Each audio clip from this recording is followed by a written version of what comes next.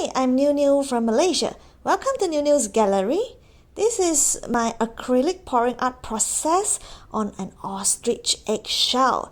I pour in the red color acrylic, the white tone, and the purple one, which I already mixed it with water, acrylic pouring medium, and glue.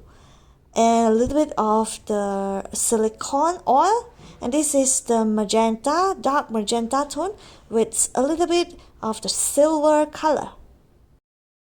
I play with a lot of different tone, and this time I'm going to use the warm color tone. Hope it come out very nice.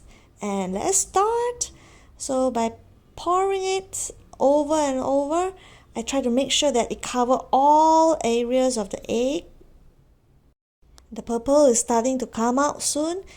And last but not least, which is the silver not yet.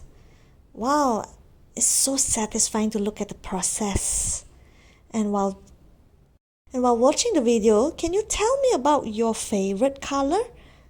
My favorite is actually white tone. And you see the silver color come out already? It's very nice. One reason that I really love acrylic pouring art is that you can never estimate the end result. It will be very surprising because it will be very different from what you look at the beginning.